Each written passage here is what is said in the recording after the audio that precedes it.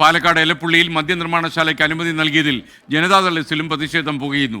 മന്ത്രിസഭാ യോഗത്തിൽ എതിർപ്പറിയിക്കാത്ത മന്ത്രി കെ കൃഷ്ണൻകുട്ടിക്കെതിരെ നടപടി വേണമെന്ന് വരെ ആളുകൾ ആവശ്യപ്പെട്ടു തുടങ്ങി. ഇന്ന് ചേരുന്ന നേതൃയോഗത്തിൽ വിഷയം ചർച്ചയാകാൻ സാധ്യത. ആർ ശ്രീജിത്ത് തിരുവനന്തപുരത്ത് നിന്ന് വാർത്ത പ്രക്ഷേപണം ചെയ്യാൻ തയ്യാറായി നിൽക്കുന്നു. Sreejith, good morning. ശ്രീജിത്ത്, യഥാർത്ഥത്തിൽ കെ കൃഷ്ണൻകുട്ടി വാ തുറന്നില്ല എന്നാണോ പരാതി?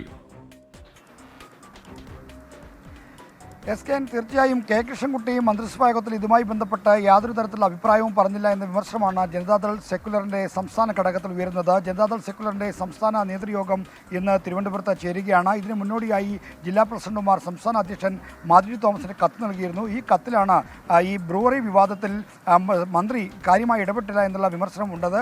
മാത്രമല്ല, മന്ത്രിയെ മാറ്റണമെന്ന ആവശ്യവും ഈ കത്തിലുണ്ട്. ഇതോടൊപ്പം തന്നെ ഈ ബ്രൂവറി വിവാദവുമായി ബന്ധപ്പെട്ട് നേരത്തെ പാർട്ടി എടുത്ത നിലപാടിന് കടകവിരുദ്ധമാണ് ഇപ്പോഴത്തെ കെ കൃഷ്ണൻകുട്ടിയുടെ പരസ്യ പ്രതികരണം എന്നും ചൂണ്ടിക്കാണിക്കുന്നു. കൊക്കക്കോള വിരുദ്ധ സമരത്തിന് നേതൃത്വം കൊടുത്ത പാർട്ടിയാണ് JDS. അതുകൊണ്ട് ആ പാരമ്പര്യം ഉയർത്തിപ്പിടിക്കുന്ന ഒരു നിലപാട് സ്വീകരിക്കുന്നതിന് പകരം മന്ത്രിസഭാ യോഗത്തിൽ മൗനിയായിരുന്ന കെ കൃഷ്ണൻകുട്ടിയെ മാറ്റണമെന്ന ആവശ്യമാണ് ജില്ലാ പ്രസിഡന്റുമാർ നൽകിയ കത്തിൽ പറയുന്നത്.